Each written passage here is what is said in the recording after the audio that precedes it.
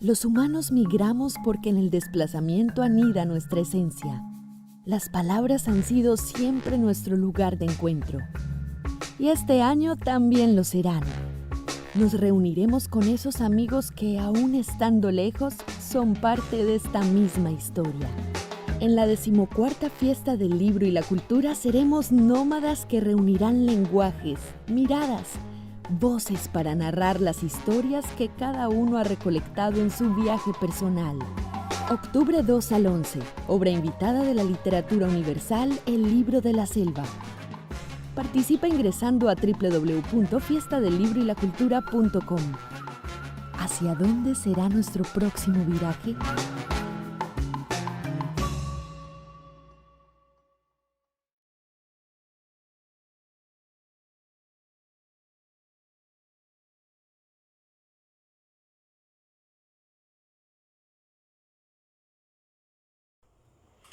Hola, mi nombre es María Isabel Pérez Hincapié, guía de Fiesta del Libro y la Cultura de los años 2018 y 2019, y el día de hoy quise traerles este hermoso fragmento. Yo, señor, soy acontista. Mi profesión es hacer disparos al aire. Todavía no habré descendido la primera nube, mas la delicia está en curvar el arco y en suponer la flecha donde la clava el ojo. León de Greiff.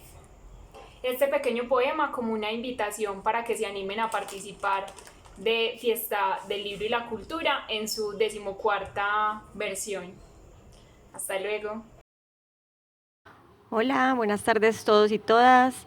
Bienvenidos a este último día de la Fiesta del Libro. Yo soy Susana, soy bióloga y trabajo con educación ambiental hace casi 3 años. Y hoy los voy a invitar a explorar el desierto junto con el grupo EPM. Antes de que nos adentremos a explorar cómo las plantas y los animales del desierto se han adaptado a vivir en él, vamos a empezar unos pequeños experimentos para entender cómo las plantas del desierto logran sobrevivir. Recordemos que los experimentos son parte del método científico, que es el método por el que los científicos siempre descubren nuevas cosas, siempre siguen este método. Se hacen una pregunta, experimentan, hacen una hipótesis, es decir, intentan responder esa pregunta y luego sacan unas conclusiones de ese experimento que están haciendo. Para estos experimentos van a necesitar 3 frascos de vidrio, pueden ser vasitos, pueden ser también vasos plásticos, no hay problema. Si tienen en la casa colorante de alimentos o colorante, puede ser pintura también, porque no vamos a tomarnos el agua, simplemente para el experimento. Entonces, colorante de 2 colores, necesitan toallas de cocina, del papel Scott que tenemos en la cocina, necesitan papel parafinado o puede ser una bolsa Ziploc o una bolsa plástica. Este, por ejemplo, es de una hamburguesa que me comí esta semana y lo reciclé. Recuerden que siempre intentamos reciclar o reusar todo lo que tenemos antes de botarlo. Entonces acá estoy reusando este papel. Y necesitan agua. Eso es todo. Vamos a empezar con el primer experimento. Entonces van a echar agua en 2 de los frascos que tienen acá.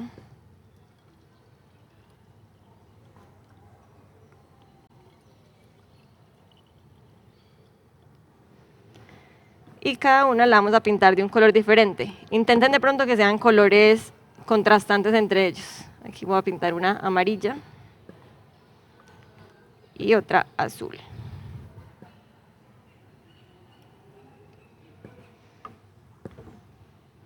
Pueden hacerlo con pintura, pueden hacerlo con colorante para alimentos, pero pintura también va a funcionar. Lo que necesitamos es que el agua quede igual de líquida que estaba antes y de 2 colores diferentes.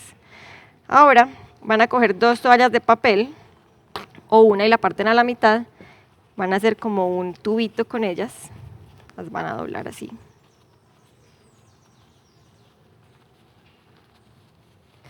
Y simplemente van a poner un extremo en una de las botellas que tenemos de colores y el otro extremo en el frasco de vidrio que tenemos en la mitad. Así. Y exactamente lo mismo con el otro lado.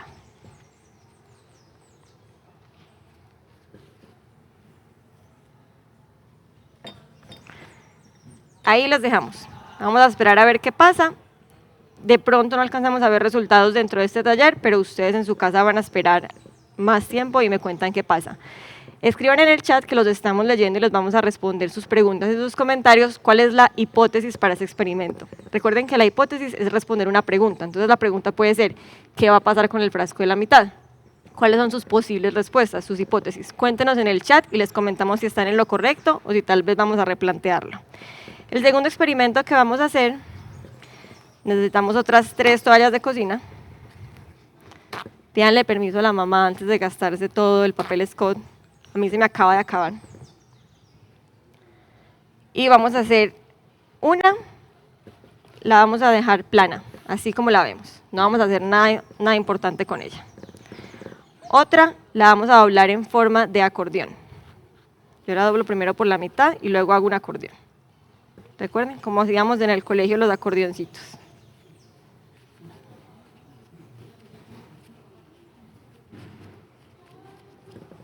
Así, simplemente doblada en acordeón, nada más. Y la otra la vamos a doblar en acordeón, igual a la que hicimos anteriormente. Para los que se están conectando apenas, estamos en un taller en el que vamos a explorar las plantas del desierto con el grupo EPM en el último libro de la fiesta del libro, en el último día de la fiesta del libro. Y esta última, además de que la doble en acordeón, la voy a poner en papel pergamino o papel mantequilla o papel parafinado, el que se usa para cocinar. ¿Listo? Ahora voy a coger un gotero o con la manito o con un spray si tienen en la casa, les voy a echar agua. Las mismas gotas de agua a cada una de las 3 toallitas. Yo voy a contar, no sé, 10 gotas de agua. 1, 2, 3, 4, 5, 6, 7, 8, 9, 10. Listo. Va una. Hago lo mismo con esta que está en acordeón.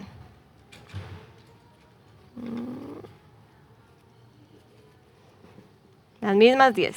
Acuérdense que para que un experimento sea válido científicamente, las condiciones se tienen que mantener. En este caso yo estoy cambiando una condición que es la forma de la toalla, pero tengo que mantener algunas otras condiciones, como cuánta agua le estoy echando a cada toalla. Y acá las mismas 10 gotas. 1, 2, 3, 4, 5, 6, 7, 8, 9, 10. Listo. Eso es todo. Por ahora vamos a dejar nuestros experimentos en pausa, porque en la ciencia hay que tener paciencia. Las cosas se demoran y uno no puede tener resultados al instante. Entonces, la pregunta de este segundo experimento va a ser, ¿cuál toalla se va a secar más rápido? Esa es la pregunta. Entonces, escriban en el chat sus hipótesis. Recuerden que una hipótesis es una posible respuesta a esa pregunta. ¿Cuál toalla se va a secar más rápido? ¿La que tengo acá plana, la que tengo en acordeón o la que tengo en acordeón y en papel parafinado? Listo. Esos son por ahora los experimentos. Al final del taller vamos a revisar cómo han avanzado. Ahora sí, vámonos a explorar el ecosistema del desierto. Me ponen la presentación, porfis. Listo. Cuando nos dicen desierto, todos nos imaginamos lo que están viendo en pantalla, ¿cierto? Una duna gigante, un montón de arena, pocas plantas, muchísimo calor. Y estamos en lo correcto. Eso es lo que es un desierto. Es un lugar en el que hay poca precipitación y esto hace que haya pocas plantas. En general, si uno compara el desierto, por ejemplo, con el bosque, inmediatamente todos asumimos que hay menos plantas y es real, hay menos biodiversidad. Acá en Colombia tenemos 2 desiertos, el desierto de la Tatacoa en el Huila, que técnicamente es más como un bosque seco, y el desierto de la Guajira, en el norte, que este sí es un desierto real. Escríbanme en el chat si alguno sabe, de pronto ha leído mucho, ¿por qué en la Guajira hay un desierto? Porque pensemos en la costa Caribe es abundante, es húmeda, hay muchas plantas, es un poco árida, pero aún así tenemos muchas plantas siempre cuando vamos al mar. Entonces piensen un momento, ¿cómo será que en la Guajira, que está tan cerquita, por ejemplo, de la Sierra Nevada, hay un desierto? Entonces, miren el mapa que tienen en pantalla, hay unos vientos que son los que controlan toda la temperatura del Caribe y mucho del clima de Colombia, que se llaman los vientos alisios. Estos vientos entran por el Caribe hacia el continente, y si miran en el mapa, miren que la península de la Guajira se ve desprotegida, está simplemente ahí muy expuesta a las condiciones ambientales del Caribe. Entonces estos vientos pasan derecho por la Guajira, con todas las nubes y toda la humedad que están cargando, chocan en la Sierra Nevada, y en la Sierra Nevada descargan toda la lluvia.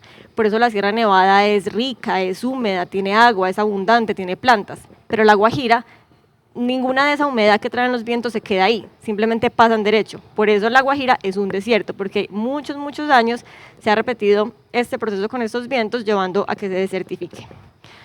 Entonces, listo, ya dijimos que en un desierto llueve poco, pero también sabemos que las plantas dependen del agua. Todos tenemos plantas en la casa y cuando nos olvida regar los 3 días, la planta ya está con las hojitas para abajo. Pero en el desierto hay plantas, ¿cierto? Entonces, ¿cómo hacen estas plantas para vivir en el desierto? Vamos a ver. A las plantas que viven en el desierto o en terrenos secos las conocemos como plantas xerofíticas.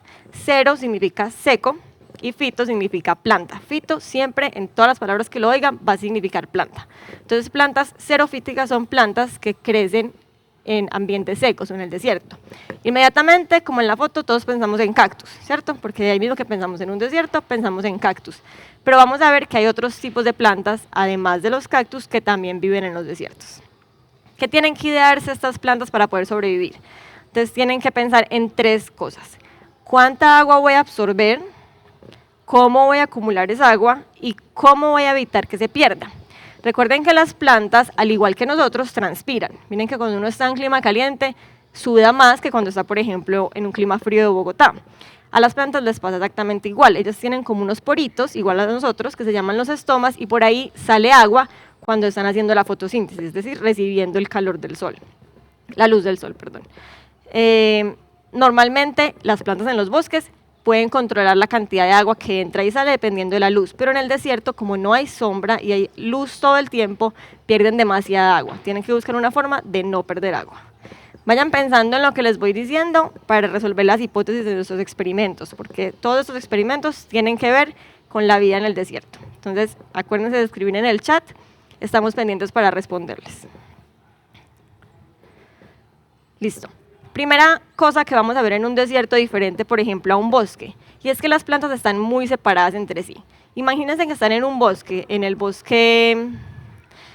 bosque en el Urabá o en un bosque en Río Claro. Bueno, es muy difícil caminar, hay demasiadas plantas, todas están muy cercas entre sí, porque los recursos son muchos, el suelo es fértil, hay agua, hay suficientes recursos para todos, podemos crecer todos muy juntos. En el desierto no es así, hay muy poca agua y hay muy pocos nutrientes, entonces las plantas tienen que crecer más lejos de cada uno. Si yo tengo muy pocos recursos, tengo muy poco alimento, yo probablemente no voy a invitar visita a la casa, probablemente me voy a quedar con el poco alimento que tengo y me lo voy a comer todo yo. Entonces, si yo soy una planta del desierto, quiero vivir muy lejos de todas las otras plantas. Se ven plantas como regaditas por todos lados.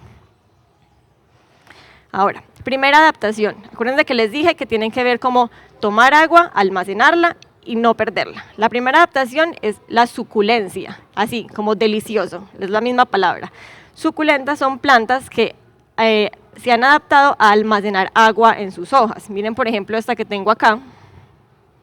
No sé. Miren, las hojas son extremadamente gordas para las plantas que nosotros normalmente conocemos. Están llenas de agua adentro y o sea, la planta toma el agua por las raíces y las almacena en las hojas. Así cuando llegue la temporada seca y no haya lluvia, ella tiene agua suficiente para sobrevivir. Entonces la suculencia es la primera característica de las plantas del desierto, la capacidad de almacenar agua en sus hojas o en sus tallos. Ahora, las espinas. Todos pensamos en los cactus que tienen espinas. Las espinas, además de ser una súper buena defensa contra los insectos, pues imagínense, si yo soy una planta en un desierto y el agua es mi recurso más preciado y va a llegar un insecto y me va a morder, probablemente voy a perder esa agua que estoy guardando con tanto esfuerzo y tanta energía, entonces tengo que protegerme lo que más pueda contra los insectos. Pero además, y esto los va a sorprender, las espinas son fundamentales porque dan sombra. Imagínense, el cactus está completamente expuesto y todas estas espinas que ven ahí son tantas y son tan tupidas que incluso le dan sombra al cactus. No sé si hacemos zoom de pronto en este que tengo acá. Este chiquitico, no sé si lo alcanzan a ver. Miren que las espinas son tantas, son casi como un pelito alrededor del cactus que están bloqueando el sol. Entonces eso es una protección para los cacti, para no recibir tanto sol como deberían recibir en el desierto. Estas espinas los protegen, les dan sombra que no hay en el desierto. Bueno, ¿cómo van sus experimentos? Los míos, este va muy lento. Ahí va, ahorita miramos. Otra adaptación de las plantas del desierto, las raíces. En algunos desiertos el agua puede ir debajo de la tierra, pero muy profundamente. Entonces las plantas van a lanzar una raíz larguísima hasta el fondo donde están los acuíferos subterráneos para obtener agua, pero esto no pasa casi siempre. Es muy raro que los desiertos tengan agua subterránea. Lo que hacen las plantas es extender las raíces horizontalmente. Entonces yo extiendo mis raíces hasta 30 metros más lejos de mí para que en toda esa área que estoy cubriendo, 30 metros, de pronto hay un poquito de agua que puedo coger con las raíces. Piensen en esto que les estoy diciendo para nuestro primer experimento. ¿Cómo funciona eso de absorber agua por las raíces? ¿Cómo pasa? Sigamos. No sé en cuál vamos, pero bueno. Siguiente adaptación de las plantas, y esta también los va a sorprender, y es que las plantas pueden ser malévolas, o sea, pueden ser malas. Ellas también tienen una inteligencia a veces, malicia indígena, como decimos en Medellín. Entonces, hablamos de que los recursos son pocos, de que yo no quiero tener a mis vecinos cerca. Hay plantas que se encargan de no tener a sus vecinos cerca. Entonces, tienen unos químicos que intoxican todo el suelo alrededor de ellas para que ninguna otra planta pueda crecer en ese suelo. Entonces, así me aseguro que mis vecinos no se van a robar mis nutrientes, que solamente yo voy a ocupar este espacio de desierto y nadie más. O sea que todos los recursos que hay acá son solo míos. Y me encargo de eso secretando sustancias químicas tóxicas para otras plantas. Hagan de cuenta la señora de Medellín que pone coronas de espina en el murito de la casa para que nadie se siente. Exactamente eso hacen las plantas, no quieren que nadie esté cerca. Tercera adaptación, y también la podemos ver en estos cactus que tengo acá. Y la próxima vez que vayan a un desierto o que vengan al jardín botánico y vean la colección del desierto, que es muy bonita y hay mucho para ver en esta colección, miren que muchos cactus tienen esta forma como de globito, ¿sí ven? Son como redonditos. Esa forma de ser redonditos o de crecer como teniendo todas las ramitas para adentro, como muchos arbolitos del desierto, es también una estrategia para mantener las hojas de adentro más húmedas. Entonces es como si las ramas de afuera fueran una barrera, pero adentro las hojas tienen una temperatura un poquito menor a la temperatura que está en el desierto. Así logran sobrevivir también las temperaturas altas del desierto. Otra adaptación que es muy, muy común en los árboles de clima caliente y son las hojas pequeñas. Yo reduzco el tamaño de mis hojas. Imaginémonos cuando vamos a un bosque y vemos estos balazos, estos platanillos, estos bijados con esas hojas gigantescas. Esta hoja gigantesca en un desierto va a hacer que yo pierda muchísima agua. Entonces las plantas del desierto o del bosque seco han disminuido el tamaño de sus hojas a lo más mínimo. Los cactus son tan adaptados al desierto que incluso los cactus convirtieron sus hojas en espinas. Recuerden que la parte verde que vemos del cactus es el tallo. Y las espinas son lo que originalmente eran las hojas en otras plantas, que se han disminuido tanto en tamaño que ya ni siquiera son hojas, son simplemente espinas que ayudan a capturar la humedad. De nuevo, la suculencia, como la están viendo acá, almacenar agua en sus hojas. Y las espinas, como ya dijimos, además de ser protección y de dar sombra, también sirven para capturar agua. Vamos a pensar que estamos recién levantados en el desierto, que está por la mañana. ¿Se acuerdan qué hay en la tierra o en la manga cuando uno sale por las mañanas? Rocío, ¿cierto? Hay gotitas de rocío porque el cambio de temperatura entre la noche y la mañana hace que el agua se condense en forma de rocío. Esas gotitas de rocío ruedan por las espinas de los cactus hasta la raíz del cactus. Entonces es también una forma, como una antenita, de colectar la poca agua que hay en el ambiente. Las espinas también sirven para eso. Este que ven en pantalla es un ejemplo de un árbol que no es un cactus, que le dicen el árbol desnudo, es otro tipo de planta, pero miren, este ha evolucionado tanto y se ha adaptado tan bien al clima caliente que no tiene hojas. Eso que ven ahí son los tallos, entonces los tallos se han engordado, acumulan agua ahí, los tallos son verdes, así que hacen la fotosíntesis y él anuló por completo la opción de tener hojas. Por eso le dicen el árbol desnudo, porque es como si estuviera sin ropa, porque nunca, en ningún momento de su ciclo tiene hojas. Otra estrategia que usan las ceibas, cuando vengan al jardín botánico, le paran bolas al árbol abuelo. ¿Se acuerdan que el árbol abuelo lo recibe a uno siempre en el jardín botánico? Es una ceiba gigantesca. Estos árboles son típicos también de climas muy calientes, los vemos cuando vamos a la costa, por ejemplo, o cuando vamos a la zona de Montería. Y en época seca, si se fijan, no tiene hojas. El del jardín botánico también se adapta a esos ciclos de lluvia o sequía. Entonces, cada vez que vengan, los invito a que presten atención y miren si la ceiba, el gran árbol abuelo, tiene hojas o no tiene hojas, y eso les va a decir, se va a relacionar con el clima con el que está la ciudad en ese momento. Pierde las hojas cuando no está lloviendo.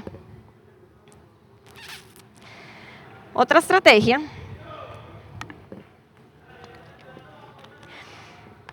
recordemos que para las plantas el evento que más energía gasta es reproducirse.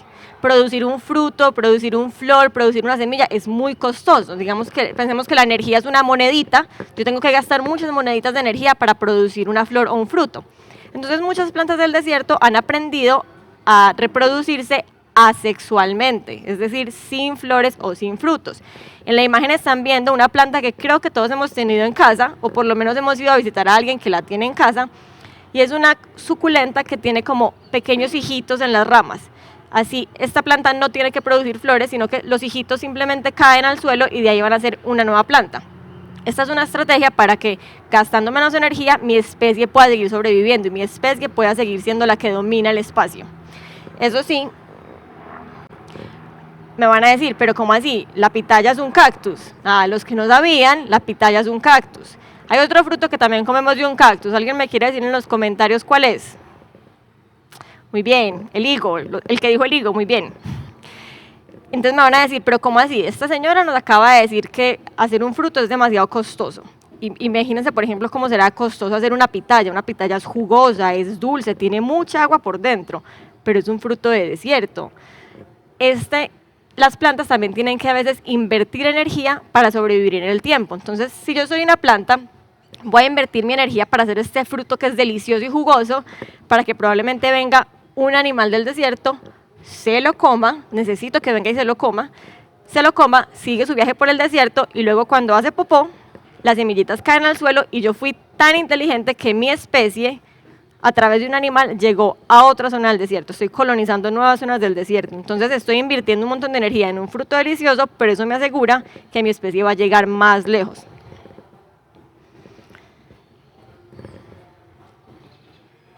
Bueno, ya vimos la pitaya. Otras formas que han tenido que inventarse las plantas, los invito a cuando vengan a la colección del desierto al Jardín Botánico, estén pendientes por si ven esta florecita. No florece mucho, pero cuando florece es imposible de evitar porque huele a carne podrida. Ustedes pasan por el lado y sienten que están pasando por el lado de un basurero, pero es esta flor. ¿Se les ocurre, a alguien en los comentarios quiere tratar de adivinar o de pensar por qué una flor olería a carne podrida? Esta flor es polinizada por moscas. Pensemos que en el desierto no hay mariposas, no hay abejas, no hay todos esos insectos que vemos en el bosque, pero las flores aún así necesitan polinizarse, necesitan que un insecto lleve el polen de una flor a otro. Entonces esta flor adaptó una estrategia de oler maluco, que es lo que a las moscas les gusta, los olores fuertes y los olores a basura y a podrido, entonces atrae a las moscas que la polinizan con este olor a carne podrida. Antes de terminar con la exploración por el desierto, no se nos olvide otro tipo de plantas muy importantes que habitan los desiertos, que son los agaves. A los que están más grandes acá y tienen más años, el agave les va a sonar ahí mismo a tequila, porque sí, el agave es la planta de la que se hace el tequila y es una planta también que crece típicamente en desiertos, pero otra familiar del agave que es mucho más conocido para nosotros los colombianos es el fique. El fique es de donde se saca la cabuya. También es una planta típica de ambientes secos. Y su majestad la piña, apuesto que no sabían, es también una planta del desierto. Ahorita les voy a contar más sobre la piña, pero como estamos en el marco de la fiesta del libro, y aunque esto es un taller de exploración del desierto, queremos que todos lean, porque leyendo siempre vamos a poder encontrar más. Les recomiendo a los que les gustan las plantas este librito. Se llama 50 plantas que cambiaron el rumbo de la historia y tiene historias curiosas sobre plantas que cambiaron la historia. La piña, por ejemplo, es protagonista en este libro porque les acabo de contar que la piña es una planta del desierto, pero nosotros podemos conseguir piña en muchas partes del mundo. ¿Cómo pasó eso? Cuando los españoles llegaron a América y descubrieron la piña y les encantó su sabor dulce, hicieron lo posible para poderla sembrar en Europa, donde hay temporadas frías, donde hay invierno. Y así fue como se les ocurrió la idea de crear los invernaderos, que al principio eran de vidrio, los originales invernaderos eran de vidrio. Los invernaderos se inventaron solo para que los europeos pudieran comer piña en Europa. Entonces la piña es la culpable de una de las grandes invenciones de la raza humana.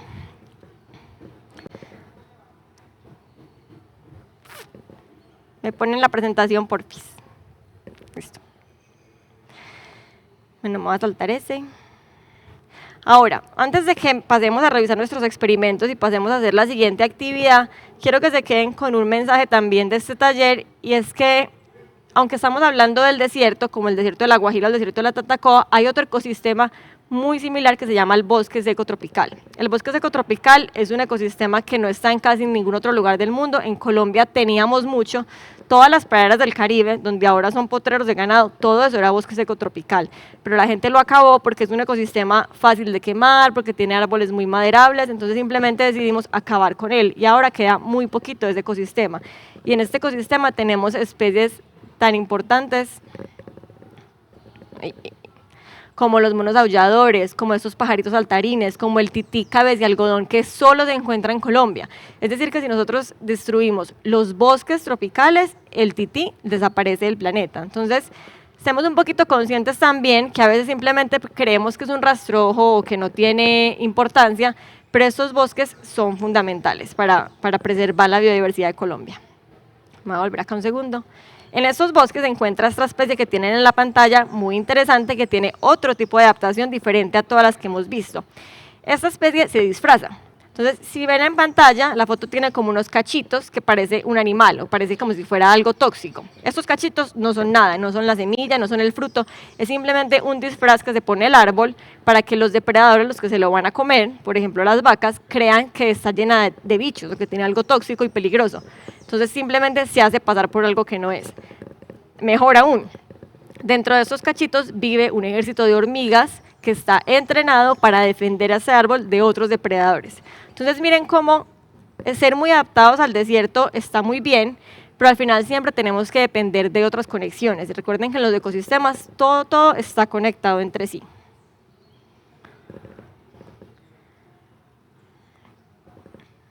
¿Cómo van sus experimentos? Ahí va. Ya está cayendo agua en el vaso de la mitad. Si alguno dijo que esa era la respuesta, de pronto va en lo correcto. Y también ya veo resultados. Recuerden de escribir en el chat cómo van sus experimentos, si tienen preguntas, si no les está funcionando. Los que se están conectando apenas, devuélvanse al principio del live para que vean la explicación de cómo hacer sus experimentos, para que los hagan en casa y nos cuentan luego cómo les va. Bueno, ahora vamos a hacer una actividad diferente. ¿Ustedes creen que nosotros los humanos nos podemos inspirar en la naturaleza para algo? ¿Que hemos aprendido algo de ella? Probablemente hemos aprendido muchísimas cosas de la naturaleza.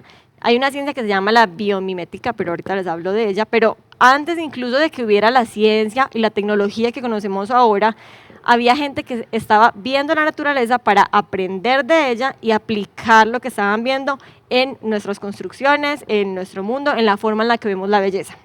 Este señor que estaban viendo en pantalla, me lo ponen por favor otra vez. Este señor se llama Fibonacci, es un italiano que era naturalista, le gustaba mucho observar la naturaleza y un día salió a caminar por la playa y se dedicó a recoger caracoles. Y empezó a ver que los caracoles todos tenían la misma forma. Todos sabemos cómo es la forma de un caracol, lo podemos dibujar creo que simplemente con la mente. Es una espiral, pero es una espiral que se va volviendo más grande, ¿cierto? Entonces este señor empezó a preguntarse, ¿será que este patrón se repite? Y empezó a ver las flores, empezó a ver los girasoles, empezó a ver las plantas, y empezó a ver que esta espiral del caracol se repetía muchas veces. Y creó una cosa que se llama la secuencia de Fibonacci. Los que pasaron por matemáticas en el colegio, todos en algún momento hemos visto la secuencia de Fibonacci. Empieza algo como así, 1, 1, 2, 3, 5, 7, y ahí sigue. Cada número es la suma de los dos anteriores. Entonces 1, 1, 2, luego 2, 1, 3, y así sigue creciendo. Cuando pasamos de esta secuencia, no sé si esto se va a ver en cámara, pero vamos a ver. Cuando convertimos esta secuencia, ¿sí se ve? Sí se ve. Cuando convertimos esta secuencia a la geometría, entonces hacemos 1, 1, 2, 3, 5, 8, 13, 12, 34, vamos a obtener el espiral que Fibonacci observó en los caracoles.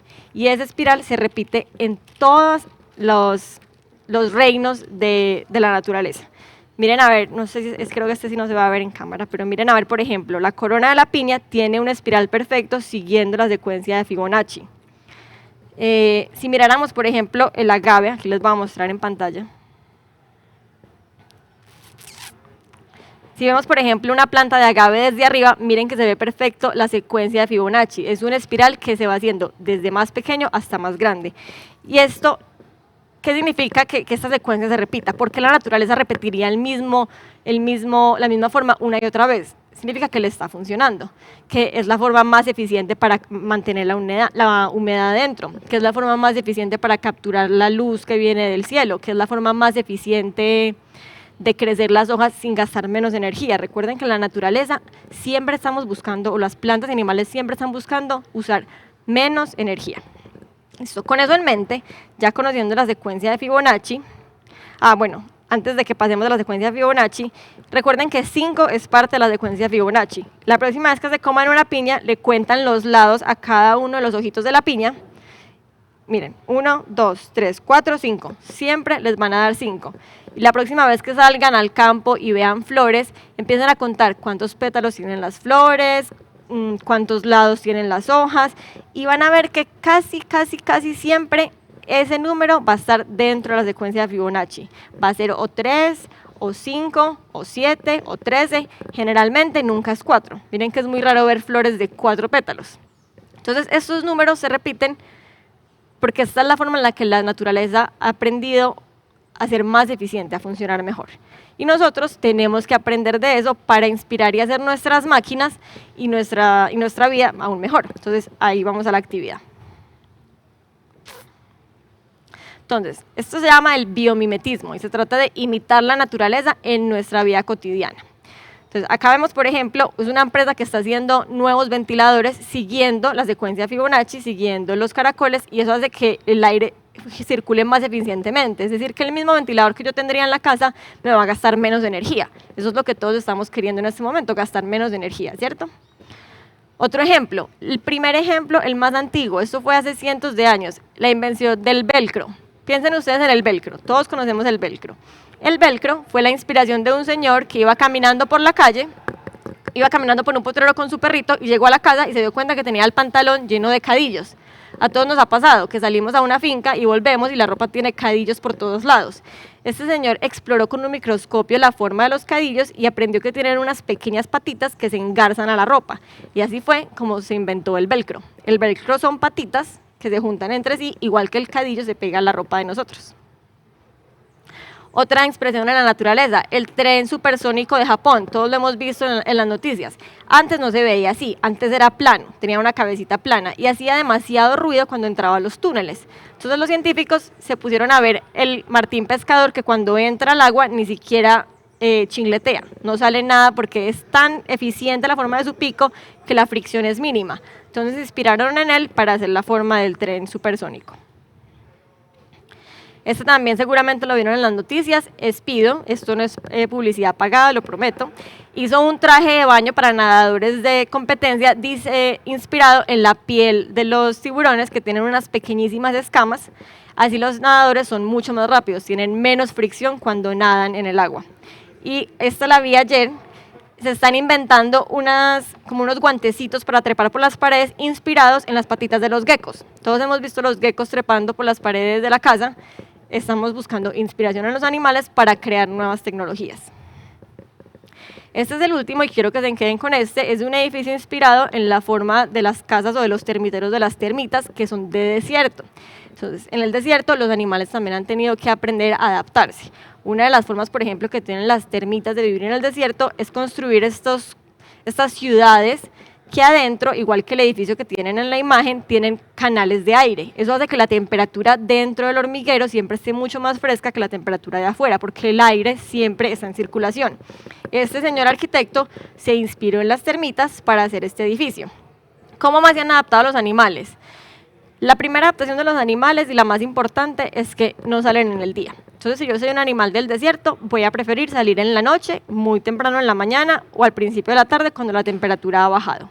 La segunda es que han generado pieles gruesas para no deshidratarse. Entonces, por ejemplo, los lagartos tienen esta piel gruesa y estas escamas que evitan sudar, como nosotros sudaríamos mucho.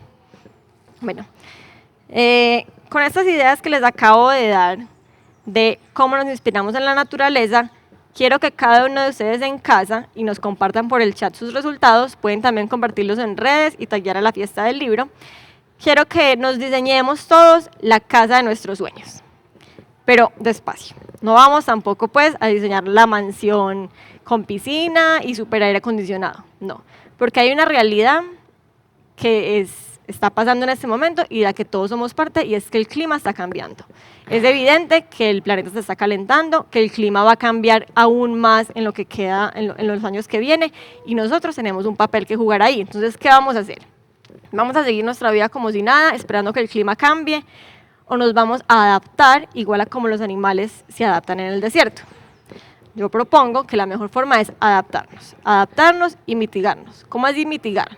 Mitigar es empezar a hacer pequeñas acciones para evitar el calentamiento. Entonces, usemos la bici, no botemos el plástico a la basura, intentemos reciclarlo. Todas estas cosas que todo el mundo nos ha enseñado, eso sería mitigar. Pero también, claramente, nos va a tocar adaptarnos. Todos estamos viendo que Medellín, los que están conectados desde Medellín, están sintiendo que Medellín está mucho más caliente de lo que era hace unos años, que definitivamente la forma en la que construíamos las casas hace 20 años ya no sirve para la temperatura que estamos teniendo que sufrir en este momento. Y eso va a seguir pasando, y va a pasar en más ciudades de Colombia, y va a pasar en más lugares del mundo. Entonces, vamos a diseñar nuestra casa de los sueños pensando que el calentamiento global va a seguir aumentando. Es decir, que la temperatura va a cambiar. ¿Y dónde vamos a buscar inspiración? En los cactus. Ya vimos cómo los cactus y las plantas y los animales se han adaptado a la vida en los desiertos. Entonces, ¿por qué no nos adaptaríamos nosotros? Escriban en el chat si alguno tiene una idea buenísima de cómo diseñar una casa para vivir en el desierto. Yo les voy dando unas pistas que tienen que tener en cuenta para hacer este diseño. Entonces, cosa número 1 que hay que tener en cuenta: ¿por dónde sale el sol? ¿Cierto? Entonces, no sé, todos los que hemos cometido el error, yo cometí el error grandísimo de alquilar un apartamento al que le da el poniente. Luego me di cuenta que era insoportable, porque me da el sol directo del poniente y se calienta demasiado.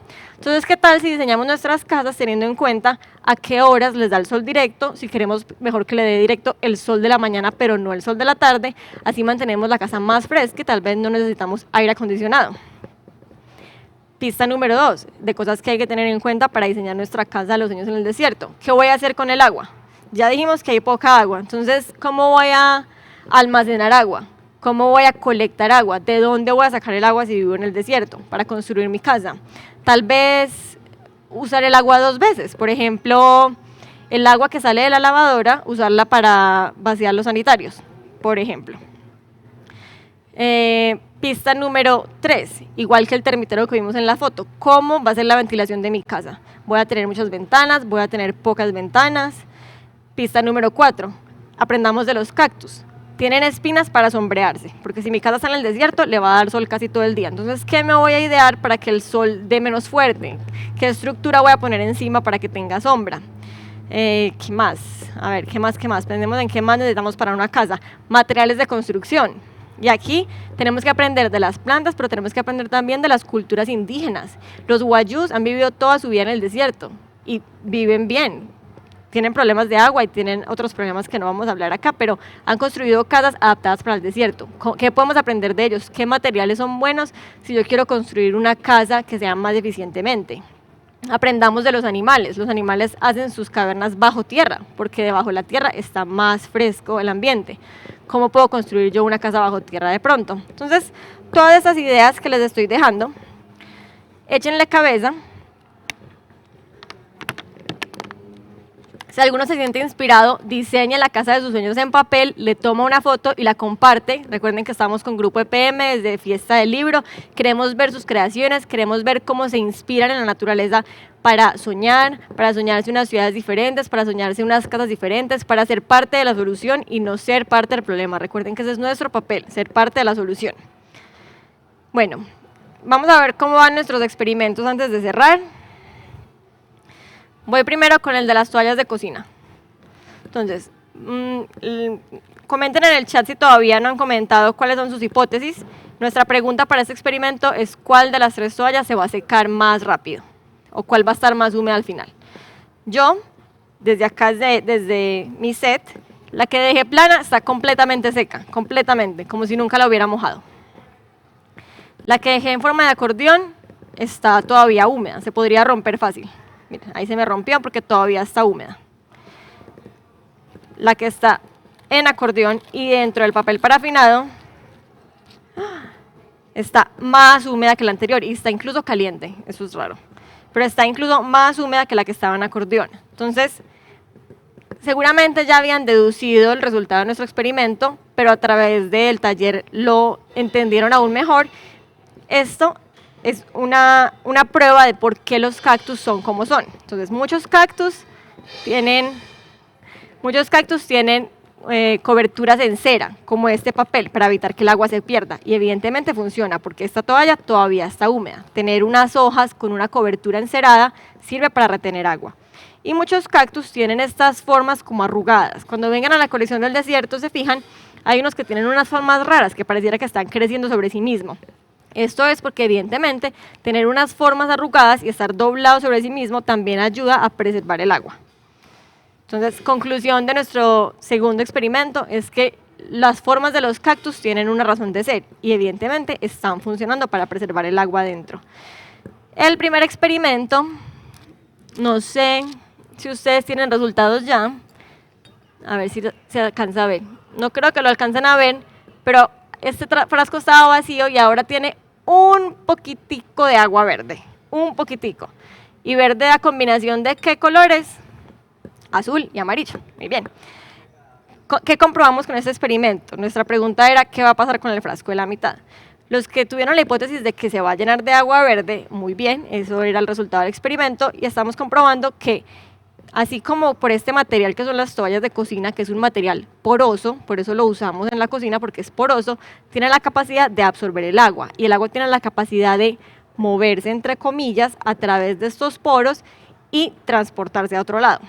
Es como decir que el agua camina, más o menos, las moléculas de agua están moviendo por los poros de la toalla y llegando al frasco que estaba vacío. Así funciona también el agua en la tierra de los desiertos y en las raíces. Entonces, si yo extiendo mis raíces a 30 metros de mí, estoy llegando a un agua que se está moviendo a través de los poritos de la tierra y estoy pudiendo colectar más agua si extiendo mis raíces. Yo creo que eso era más o menos todo lo que íbamos a ver hoy. Recuerden escribir por el chat si ya hicieron la casa de sus sueños, inspírense, suéñensela. Hagan de cuenta que las tecnologías ya superaron todas las barreras y que pueden usar todas las tecnologías que quieren. Otra pista para la casa que se me olvidó, tenemos mucho sol encima de nuestras cabezas. Si estamos en un desierto, tenemos sol casi todo el día, a diferencia de si estamos, por ejemplo, en las montañas.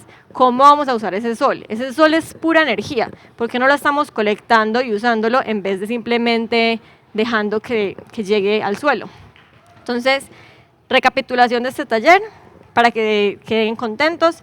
Vimos cómo todas estas plantas del desierto se han adaptado, las estructuras que tienen y que han diseñado para sobrevivir en los climas áridos de los desiertos.